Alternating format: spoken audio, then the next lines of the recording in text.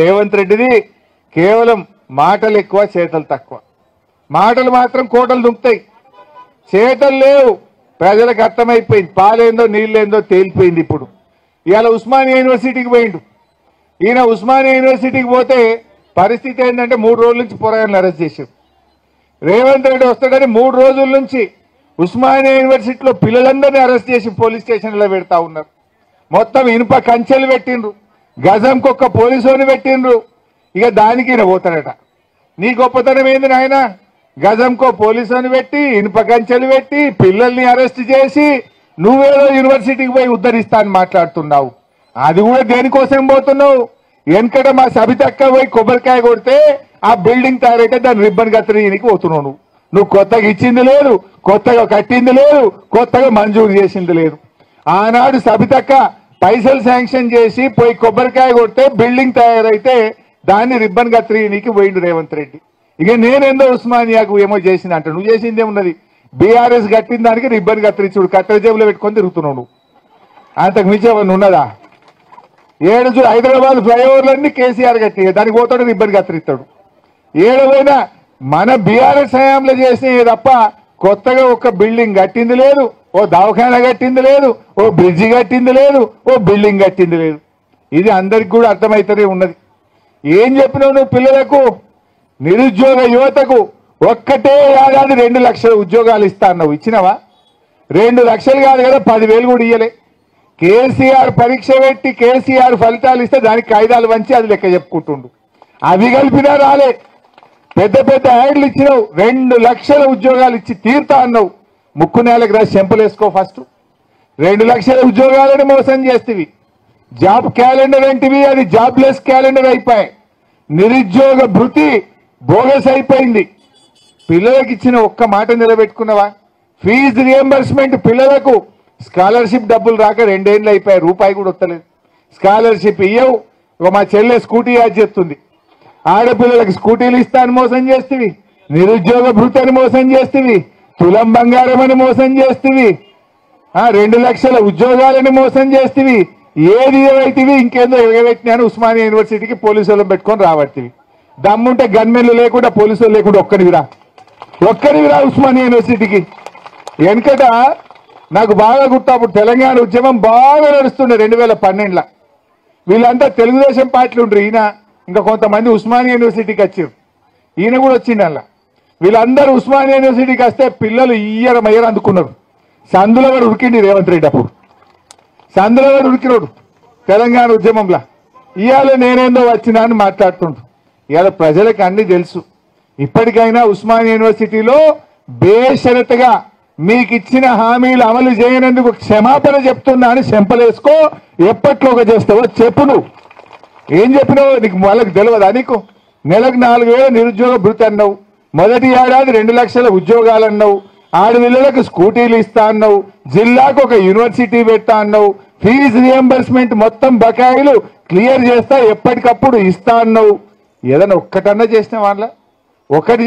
ఇప్పుడు 4 చెప్తే 3 చేసిన బిడ్డ, ఒక్కటి చేయలేదంటే అర్థం చేసుకోవచ్చు. 4 చేయకపోతే నువ్వు ఒక్కటి కూడా చేయకపోతేవి. ఇక కోటీశ్వర్లు ఎక్కడిదమ్మా? మహిళలందరినీ కోటీశ్వరులు చేస్తా అన్నాడు. ఏమైందో మనకు తెలియదు. ఊళ్ళల్లా యాదైంది ఒక్కటి కూడా ఈరోజు జరుగుతున్న పరిస్థితి లేదు. గా మధ్యాహ్న భోజనం పెట్టే కార్మికులు పాపం 7 నెలల నుంచి వాళ్లకు కోడిగుడ్ల బిల్లు వస్తలేదు. 7 నెలల నుంచి పిల్లలకు అన్నం పెడితే ఆ మంచినూనెనో పప్పు దినుసులు కొంటారు కదా, దాని బిల్లులు వస్తలేవు. 9వ తరగతికి 10వ తరగతి పిల్లలకు భోజనం పెడితే 7 నెలలు 8 నెలలు వాళ్ళు పాపం పనిచేసేదే 3,000కు. యాడికెళ్ళి వస్తాయి పైసలు? ఆ జీతం అన్ని ఇచ్చిందంటే అది 6 నెలలకెళ్ళి పెండింగ్ ఉన్నది. జీతం 6 నెలలు పెండింగ్ ఉన్నది. వాళ్ళ కోడిగుడ్ల పైసలు 7 నెలలు పెండింగ్ ఉన్నాయి. ఎవరిని చేసినావు నువ్వు? మధ్యాహ్న భోజన కార్మికులంతా మహిళలు కాదా? అది మహిళల్ని మోసం చేయడం కాదా? మా ఆశాలు 27,000 మంది ఆశాలు మహిళలు కాదా? ఇది మహిళల్ని మోసం చేయడం కాదా? అంగన్వాడీలు మహిళలు కాదా? మహిళల్ని మోసం చేయడం కాదా? మరి మా సీతక్క ఏం చేస్తుందో, మా సురేఖమ్మ ఏం చేస్తుందో? 2 మహిళా మంత్రులు ఉన్నారు. ఒక్కనాడన్నా మా అక్క చెల్లెలను ఆశాలను గట్ల రోడ్డు మీదకి దేవట్టిరి ఇస్తావా ఇయ్యవా రేవంత్ రెడ్డి అని మా సీతక్క అడిగితే రాదా? ఎందుకో అడగదు మా సీతక్క, ఎందుకో మాట్లాడేది మా సురేఖమ్మ. మా మహిళా మంత్రులు మా అక్క చెల్లెల పక్షాన మాట్లాడరా? రేవంత్ రెడ్డికి రాఖీ కట్టిండ్రు, రాఖీ కట్టినప్పుడు అడగచ్చు కదా, అన్నా రేవంత్ అన్న నీకు రాఖీ కట్టినాం, మా ఆశలకు 18,000 ఇస్తామన్నాం, ఎప్పుడు ఇస్తావు రేవంత్ అన్న అని అడిగే సోయి ఉండదు దవిలకు. ఎందుకు అడుగుతలేదు అని అడుగుతా ఉన్నా. అంటే ఈ రకంగా తయారైపోయింది.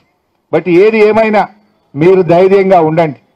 మీరు ఈ యూనియన్ ఆ యూనియన్ అని ఎవడన్నా మీ తెరువు వస్తే వాళ్ళకు తర్వాత ఏం పర్మనెంట్ వాళ్ళు మళ్ళా రారా 2-3 ఏళ్లకు మన దగ్గరికి? మర్చిపోతున్నారా? ఆ విషయం మర్చిపోవద్దు వాళ్ళు.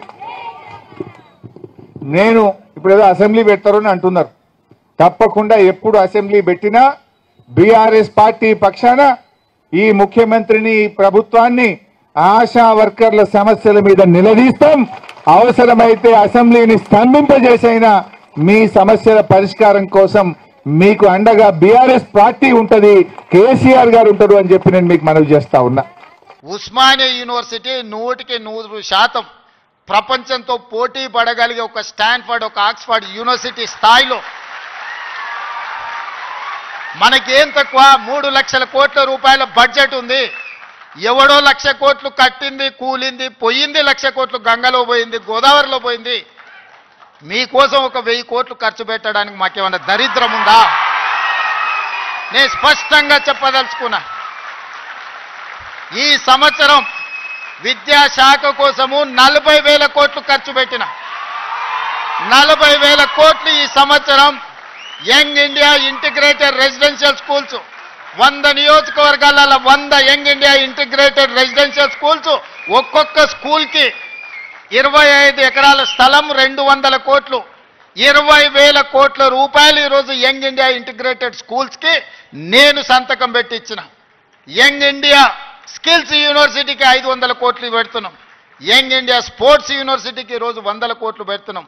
యంగ్ ఇండియా పులీస్ స్కూల్స్కి ఈరోజు మనం 100-200 కోట్లు ఖర్చు పెడుతున్నాం. నేను అడుగుతున్న మిత్రులారా, ఈ ఉస్మానియా యూనివర్సిటీకి ఏమి ఇచ్చినా తక్కువే, ఎంత ఇచ్చినా తక్కువే. ఇది చరిత్ర కాలగర్భంలో కలవద్దు. ఇది చరిత్రకు ఎప్పుడు నిటారుగా నిలబడ్డ సజీవ సాక్షిగా ఉండాలి ఉస్మానియా యూనివర్సిటీ. ఏం కావాలనో అడగండి, అడగకపోతే మీ పేదరికమే, అడగకపోతే మీదే పేదరికం. అది నా తప్పు కాదు, అది మీ తప్పు, మీ పేదరికం తప్పు. మీ ఆలోచనల్ని సవరించుకొని అంచనాలను వేసుకొని ఏమేం కావాలనో చెప్పండి, అన్నిటిని ఇచ్చే బాధ్యత నాది. దీన్ని ఒక అద్భుతమైన యూనివర్సిటీగా, ఈ యూనివర్సిటీ లేకపోతే తెలంగాణకు చరిత్రనే లేదు. తెలంగాణ చరిత్రను నిక్షిప్తం చేసే యూనివర్సిటీ ఉస్మానియా యూనివర్సిటీ. తెలంగాణ పదానికే ప్రత్యామ్నాయం ఉస్మానియా యూనివర్సిటీ. అలాంటి తెలంగాణకు ప్రత్యామ్నాయమైన ఉస్మానియా యూనివర్సిటీ, సిద్ధాంతాలకు వేదికైన ఉస్మానియా యూనివర్సిటీ, ఓ గద్దరన్నను, ఓ జార్జి రెడ్డిని ఇచ్చిన ఉస్మానియా యూనివర్సిటీ, ఓ జైపాల్ రెడ్డిని, ఓ పివి నరసింహారావుని ఇచ్చిన ఉస్మానియా యూనివర్సిటీని తెలంగాణ రాష్ట్ర సాధనలో ముందు భాగాన నిలబడి తెలంగాణ సాధించిన ఉస్మానియా యూనివర్సిటీని ఇలా గాలికి వదిలేయడం బాధ్యతను ఒకసారి ఆలోచన చేయండి. అందుకే మిత్రులారా, ఏమైనా అంచనా వేసుకోండి, ఏమేం కావాలనో నాకు చెప్పండి. మళ్ళీ నేను వస్తా. ఠాగూర్ ఆడిటోరియం కాదు, ఠాగూర్ ఆడిటోరియం కాదు. మా వీసీ గారికి, మా పోలీస్ సిబ్బందికి చెప్తున్నా, ఆ ఎల్ల నేను వచ్చిన రోజు క్యాంపస్ లోపల ఒక్క పోలీసు కూడా పెట్టకండి. ఏ విద్యార్థులు ఏ నిరసన అయినా తెలపనియండి, నిరసన తెలిపే స్వేచ్ఛ కూడా వాళ్ళకి ఇద్దాం. ఆర్ట్స్ కాలేజ్ ముందు మీటింగ్ పెడతా, మీకు కావలసిన 100 కోట్ల నిధులు ఇస్తా. మళ్ళీ మీటింగ్ ఆర్ట్స్ కాలేజ్ దగ్గరనే, అక్కడ ఇక్కడ కాదు.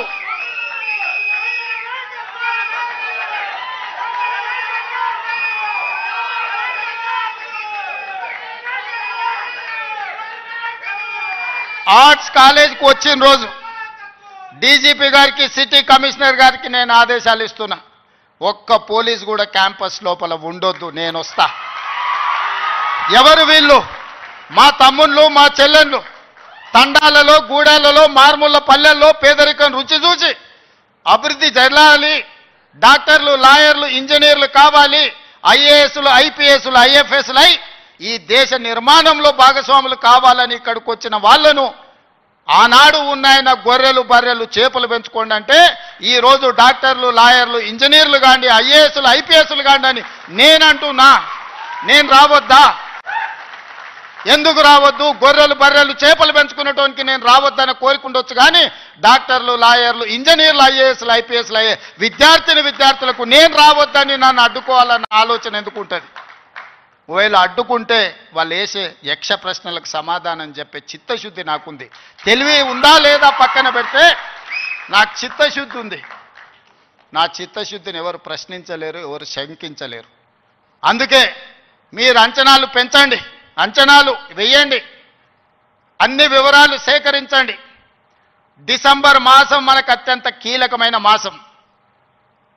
Miracle month is December. క్రిస్మస్ని మిరకల్ మంత్ అంటారు, అద్భుతాలు జరిగే నెల అంటారు. డిసెంబర్ 9, 2009కి చరిత్ర పుటలలో ఒక గొప్ప పేజీ ఉన్నది. మొట్టమొదటి తెలంగాణ రాష్ట్ర ప్రకటన డిసెంబర్ 9, 2009 నాడు జరిగింది. అందుకే డిసెంబర్ నెల అంటే నాకు అత్యంత ఇష్టం. మళ్ళీ డిసెంబర్లో ఆర్ట్స్ కాలేజ్ దగ్గర మీటింగ్ పెట్టండి, నేను వస్తా.